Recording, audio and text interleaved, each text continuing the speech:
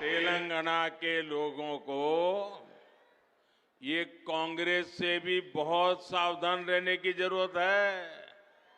ये तो बड़े खिलाड़ी हैं। इनको देश समाज कुछ लेना देना ही नहीं है। और पूरा हिंदुस्तान कांग्रेस को नकार चुका है, नकार चुका है। और आप तो जानते हैं, कांग्रेस जिस राज्य में से एक बार जाती है, फिर उसका सरकार में वापस आना बहुत मुश्किल हो जाता है। और इसलिए कांग्रेस की कोशिश किसी भी तरह वोटों का बंटवारा करने का कॉन्ट्रैक्ट लिया है और बीआरएस कांग्रेस को वोटों का बंटवारा कराने के लिए तिजोरी खुली करके बैठ गई है। पर्दे के पीछे खेल चल रहा है। बैकडोर एंट्री ये बीआरएस और कांग्रेस की भरपूर चल रही है। इसके लिए वो राज्य की अन्य कमजोर पार्टियों को अपना सहारा बना रहे हैं। आज जब तेलंगाना में बीआरएस की हार तय है, बीआरएस का पराजय तय है, बीआरएस का जाना तय है, तो कांग्रेस ने पर्दे के पीछे बीआरएस से गठबंधन कर लिया है। कर्नाटका चुनाव में बीआरएस ने कांग्रेस की जमकर मदद की थी और अब इस चुनाव में कांग्रेस अपना कर्ज उतार रही है, क्योंकि कर्नाटक में भरपूर खजाना, ये तेलंगाना की जनता से लूटा हुआ माल कर्नाटका में कांग्रेस को दे दिया गया, ताकि वहां कांग्रेस जीत जाए, फिर उसको मिलकर के तेलंगाना में जिल जाए। ये बीआरएस खेल करती है भाइयों। मैं आज पहली बार एक रहस्य खोलने जा रहा हूं। खोल दूं? सच बता दूं? बता दूं? बता दूं भाइयों? पहले कभी नहीं बताया, आज बता देता हूं। और मेरे पत्रकार मित्रों से भी कहता हूं, जांच करवा लेना। 100% सच्चाई बताने आया हूं मैं आज। जब हैदराबाद म्युनिसिपल कॉरपोरेशन का इलेक्शन हुआ, भारतीय जनता पार्टी 40-45 सीटें जीत करके आ गई। 48 किसी को बहुमत नहीं मिला। केसीआर को सपोर्ट की जरूरत थी। और आपने देखा होगा, हैदराबाद कॉरपोरेशन के चुनाव के पहले वो एयरपोर्ट में पूरी फौज लेकर के मेरा स्वागत करने के लिए आते थे। बढ़िया बढ़िया माला पहनाते थे, बहुत सम्मान करते थे। याद है ना? फिर क्या हुआ भाई? अचानक बंद हो गए। अचानक इतना गुस्सा क्यों निकल रहा है?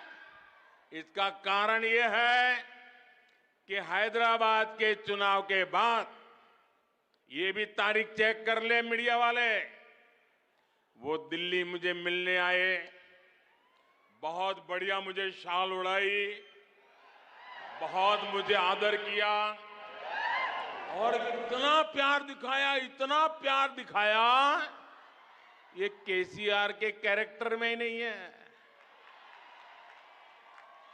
और फिर मुझे कहने लगे कि आपके नेतृत्व में देश प्रगति कर रहा है, हम भी एनडीए का हिस्सा बनना चाहते हैं, आप हमें एनडीए में शामिल कर दीजिए। मैंने कहा आगे क्या? बोले हैदराबाद में म्युनिसिपल कॉरपोरेशन में हमारी मदद कर दीजिए। मैंने केसीआर को कहा, आपके कारनामे ऐसे हैं, मोदी आपके साथ जुड़ नहीं सकता है। हैदराबाद में हमें विपक्ष में बैठना पड़ेगा तो बैठेंगे। केसीआर की सरकार हमारे कार्यकर्ताओं पर जुल्म करेगी तो जुल्म सहेंगे, लेकिन हम तेलंगाना की जनता से दगा नहीं कर सकते हैं। भले तेलंगाना की जनता ने हैदराबाद में हमें पूर्ण बहुमत दे दिया, लेकिन 48 सीट भी तेलंगाना का भाग्य बदलने की शुरुआत है। और मैंने उनसे हर प्रकार से मदद करने का इनकार कर दिया। उनको एनडीए में एंट्री देने से इनकार कर दिया। उसके बाद उनका दिमाग फटका, फिर तो वो भांति भांति से दूर भागने रहे। मैं भ्रष्टाचार के सवाल पूछने लगा, फिर एक बार दोबारा आए। वो मुझे कह रहे हैं कि मोदी जी मैंने बहुत काम कर लिया, अब मैं सारा कारोबार केटीआर को दे देना चाहता हूं। मैं एक बार केटीआर को भेजूंगा, आप जरा उसको आशीर्वाद दे देना। ये उन्होंने मुझे कहा। मैंने कहा, केसीआर, ये लोकतंत्र है, तुम कौन होते हो बेटे को राजगादी दे? तुम राजा महाराजा हो क्या? क्या तुम राजा महाराजा हो क्या? अरे तेलंगाना की जनता तय करेगी किसको बिठाना है, किसको नहीं बिठाना है। बस वो दिन आखिरी था। उसके बाद एक बार भी वो मेरे से आंखें नहीं मिला पा रहे। मेरा परछाया भी देखने की हिम्मत नहीं बची उनकी। आप देखा, अभी मैं सरकारी कार्यक्रम करके आया, कोई भ्रष्टाचारी मेरे बगल में बैठ करके मेरा ताप सहन नहीं कर सकता है, इसलिए भाग रहे हैं। मेरे परिवारजनों, कांग्रेस ने अब एक नई बात शुरू की है। ये तो मैंने केसीआर का पुराण बताया। अब कांग्रेस ने सत्ता भूख के लिए, सत्ता हथियाने के लिए एक नई भाषा बोलना शुरू किया है, नई बातें बोलना शुरू किया है। आजकल क्या कह रहे हैं? जितनी आबादी उतना हक। मैं जरा पूछना चाहता हूं कि जिन्होंने इनको वाक्य लिख करके दिया है, उसने सोचा है क्या? जब तुम कह रहे हो तो कांग्रेस की मूलभूत नीतियों पर ही सवाल खड़ा कर रहे हो। जब आप कहते हो जितनी आबादी उतना हक, इसका मतलब ये हुआ कि अब कांग्रेस घोषणा करे, क्या आप अल्पसंख्यकों के विरोधी है क्या? कांग्रेस स्पष्ट करे, आप दक्षिण भारत के विरोधी है क्या? मैं सिद्ध करता हूं, उनकी ये नई सोच दक्षिण भारत के साथ घोर अन्याय करने वाली सोच है। ये नई सोच माइनॉरिटी के पीठ में भी छुरा भोंकने वाली सोच है। आजकल देश में अगले डिलिमिटेशन की चर्चा हो रही है। आपको मालूम है ना, 25 साल के बाद पार्लियामेंट की सीटें कितनी होगी, कौन सी क्या होगी, इसका निर्णय जुडिशरी करती है। और उसके कारण जहां जनसंख्या कम है उसकी सीटें कम हो जाती है, जहां जनसंख्या ज्यादा है उनकी सीटें बढ़ जाती है। अब हमारे दक्षिण भारत के सभी राज्यों ने जनसंख्या वृद्धि को रोकने में बहुत बड़ी देश की मदद की है।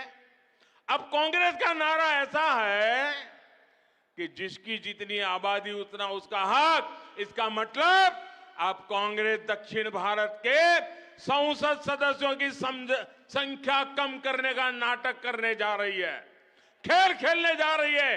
क्या दक्षिण भारत इसको स्वीकार करेगा? क्या दक्षिण भारत कांग्रेस की चाल को स्वीकार करेगा? क्या दक्षिण भारत कांग्रेस को माफ करेगा? इसी विषय पर मैं कांग्रेस के नेताओं को साफ कहता हूं, देश को मूर्ख मत बनाओ, स्पष्ट करो क्या कारण है दक्षिण भारत के राज्यों को अन्याय करने के खेल खेले जा रहे हैं।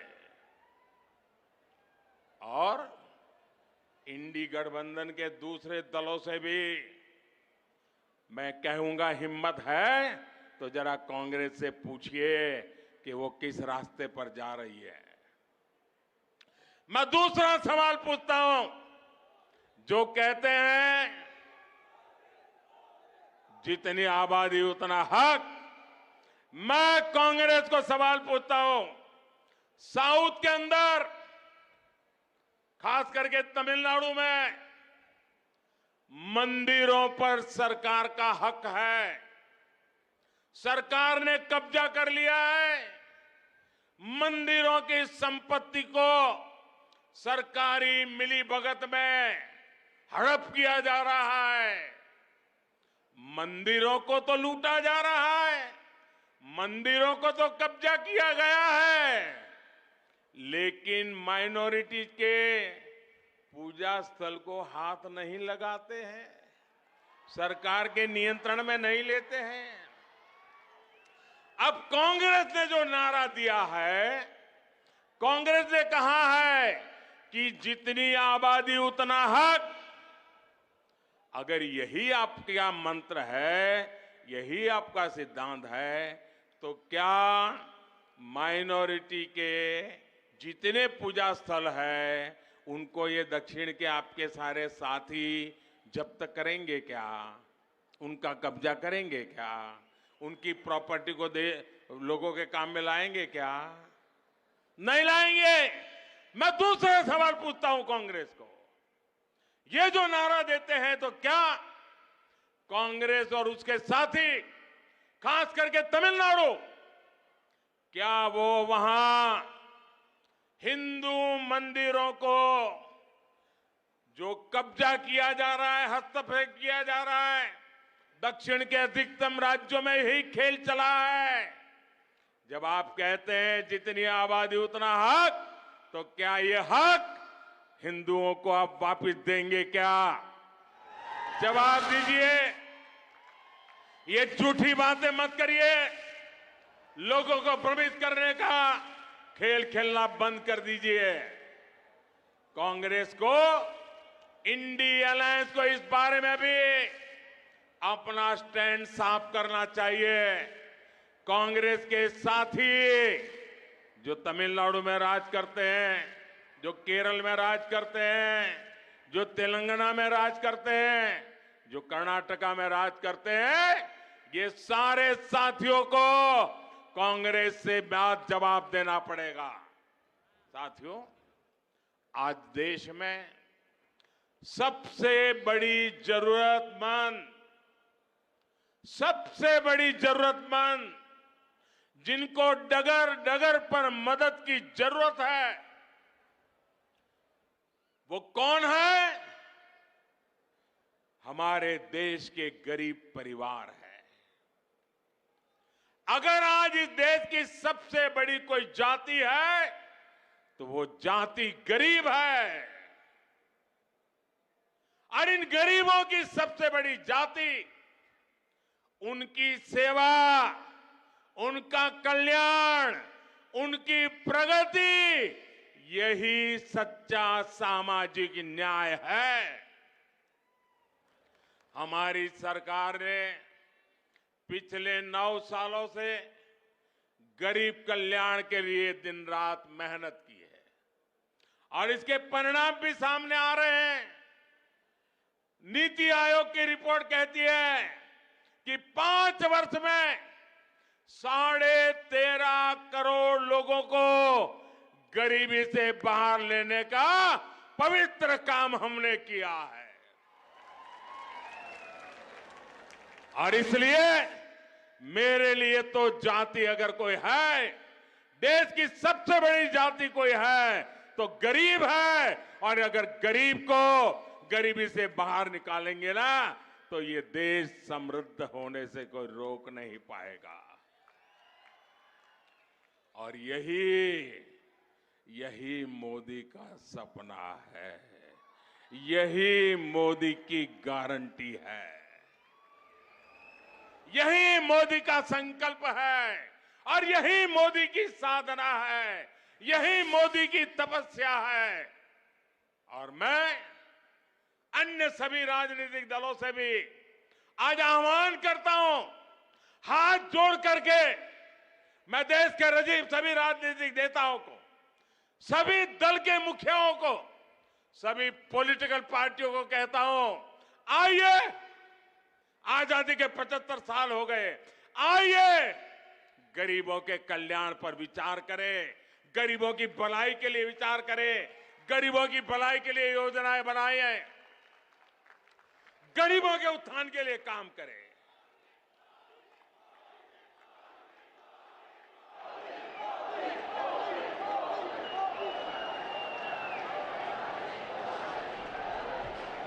నా కుటుంబ సభ్యులారా, तेलंगाना विरोधी ये लोग चुनाव से पहले जनता को कुछ छोटे लाभ देकर अगले 5 साल तक तेलंगाना को लूटने का अधिकार हासिल कर लेते हैं। हमें तेलंगाना में इस परंपरा को अब उलट कर देना है भाइयों बहनों, उसको रोकना है। रोकोगे क्या? रोकोगे क्या? तेलंगाना के भाइयों बहनों, मुझ पर 5 साल भरोसा करो, ज्यादा नहीं कह रहा हूं, 5 साल भरोसा करो। इन्होंने जितना लूटा है ना, मैं आपके चरणों में ला करके रख दूंगा। आज भी कांग्रेस और बीआरएस तेलंगाना के लोगों से विश्वासघात कर रही है। कई राज्यों में कांग्रेस ने चुनाव से पहले ऐसे ही बड़े वादे किए और अब उन्हें पूरा करने के लिए 15 अलग अलग शर्त रख रही है। पहले तो बोल देते हैं ऐसा करेंगे, फिर कहते हैं ऐसा होगा तो करेंगे, ऐसा होगा तो नहीं करेंगे, ये करेगा तो नहीं करेंगे, उधर वाला होगा तो नहीं। क्यों भाई, जनता को मूर्ख बना रहे हो? यहां बीआरएस ने भी बेरोजगार युवाओं को भत्ता देने का झूठा वायदा किया। कांग्रेस और बीआरएस का रवैया बिल्कुल एक समान है। चुनाव से पहले आसमानी वादे करो और चुनाव के बाद सारे वादे भूलकर अपनी तिजोरी भरो।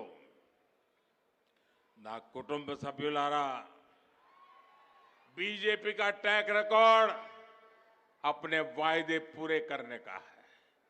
पिछले कुछ महीनों से आप सब देख रहे हैं कि केंद्र सरकार लाखों युवाओं को नौकरी देने के लिए रोजगार मेले का आयोजन कर रही है। इसकी घोषणा पिछले साल हुई थी।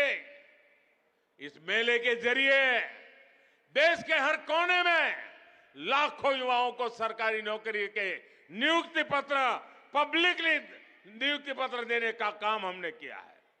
तेलंगाना के युवाओं को भी इसके जरिए हजारों तेलंगाना के युवाओं को आज भारत सरकार में हमने काम दिया है।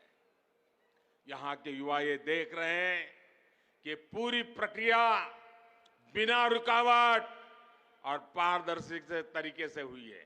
तेलंगाना में से एक भी शिकायत नहीं आई कि नौकरी मिली लेकिन किसी को मोदी को पैसा पहुंचाना पड़ा, ऐसी एक घटना नहीं आई है भाइयों। इसलिए बीआरएस के युवा विरोधी रवैये और इसकी सरकार को यहां के युवा करारा जवाब देने का मन बना चुके हैं। मेरी बात सही है ना? मेरी बात सही है ना? युवाओं ने तय कर लिया है ना, ये जाएगा ना, बीआरएस जाएगी ना, पक्का जाएगी ना। मैं तेलंगाना के युवाओं से भी कहूंगा, हमारे युवाओं को निराश होने की जरूरत नहीं है। मेरे नौजवान साथियों, ये मोदी की गारंटी है, आपको निराश होने की जरूरत नहीं है। भाजपा सरकार आते ही बीआरएस के पापों को मैं एक एक खोल करके रख दूंगा। उनकी सारी बुराइयों को निकाल करके रहूंगा और अभियान के तौर पर करके रहूंगा, क्योंकि मैंने अपनी आंखों से देख रहा हूं कैसे लूट रहे हैं। यहां के युवाओं के लिए केंद्र सरकार ने 2 दिन पहले ही एक सेंट्रल ट्राइबल यूनिवर्सिटी की स्थापना की, ऐलान किया। इस विश्वविद्यालय का नाम आदिवासी देवियां समक्का सारक्का के नाम पर रखा जाएगा। इस पर करीब 900 करोड़ रुपए खर्च होंगे। ना कुटुंब सभ्युलारा, तेलंगाना के किसान आज उपेक्षित महसूस कर रहे हैं। बीआरएस गवर्नमेंट ने उनके साथ फिर हर वादे को तोड़ा है। बीआरएस सरकार ने किसानों से कर्ज माफी का वादा किया, पर कोई भी ठोस कदम नहीं उठाया। यहां सिंचाई परियोजनाओं को लेकर बड़ी घोषणाएं की गई, लेकिन या तो उन्हें पूरा नहीं किया गया या फिर बिना तैयार किए उनका उद्घाटन करके फोटो खिंचवाते रहे। दूसरी तरफ पिछले कुछ वर्षों में भाजपा ने न सिर्फ किसानों की मदद का वादा किया, बल्कि 40 लाख किसानों के खातों में करीब 10,000 करोड़ रुपए ट्रांसफर किए। कोई कटकी नहीं, कोई कमीशन नहीं, कोई चोरी नहीं। हमने एमएसपी बढ़ाने का वादा किया, उसे भी पूरा किया। ये मोदी की गारंटी है, पूरी करके रहता है। ना कुटुंब सभ्युलारा, हर जिले के किसी एक उत्पाद को बढ़ावा देने के लिए, उसका उत्पादन और एक्सपोर्ट बनाने के लिए केंद्र सरकार 1 डिस्ट्रिक्ट 1 प्रोडक्ट योजना चला रही है। इस योजना के तहत निजामाबाद के हल्दी को प्रमोट किया जा रहा है और हल्दी की जब बात आती है ना, मैं खास करके मेरी तेलंगाना की बहनों को आज शत-शत नमन करना चाहता हूं। मैं तेलंगाना की किसान माताओं के चरण मेरे माथे पर लेता हूं। उस चरण रज से मैं अपने आप को एक पवित्र प्रसाद के रूप में ले रहा हूं। क्यों? क्योंकि सिर्फ तेलंगाना की माताएं बहनें हल्दी की खेती में दिवस रात मेहनत करती, इतना ही नहीं, वो खेती की पैदावार करती, ऐसा नहीं, लेकिन कोविड के समय हल्दी ने दुनिया के बहुत लोगों को राहत दी है। पूरी दुनिया में हल्दी पहुंची है। दुनिया को बीमारी से मुक्त रखने का काम ये मेरी तेलंगाना की और मेरी देश की हल्दी पैदा करने वाली माताओं बहनों ने की है, और इसलिए मैं उसे नमन करता हूं। और इसलिए महबूबनगर में ही मैंने इससे जुड़ी एक बड़ी घोषणा की है। हमने किसानों से किया एक और वादा पूरा कर दिया। हल्दी उगाने वाले किसान भाइयों के लिए, उनके विकास के लिए अब देश में नेशनल टर्मरिक बोर्ड, उसका गठन किया जाएगा। ये बोर्ड हल्दी की उपज को देश और दुनिया के अलग अलग हिस्सों में विस्तार देने में मदद करेगा। इस निर्णय का बड़ा लाभ तेलंगाना के किसानों को भी होगा। मैं एक बार फिर तेलंगाना के किसानों को, निजामाबाद के किसानों को और खास करके हल्दी के खेत में काम करने वाली मेरी लाखों माताओं बहनों को आज टर्मरिक बोर्ड के लिए बहुत बहुत बधाई देता हूं। ना कुटुंब सभ्युलारा, आप बीजेपी को एक मौका दीजिए। मुझे आपकी सेवा करने का मौका चाहिए।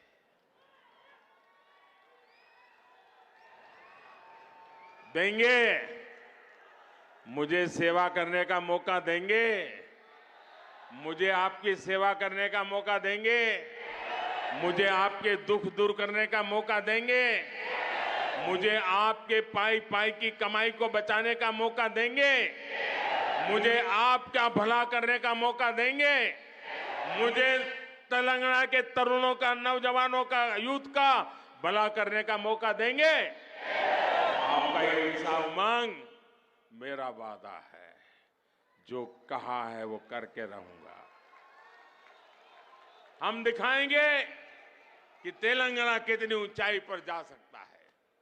बीजेपी तेलंगाना के विकास के लिए पूरी ईमानदारी से काम करेगी। तेलंगाना में डबल इंजन की सरकार बन गई तो यहां का विकास भी डबल ताकत से, डबल तेजी से, डबल गति से होने वाला है।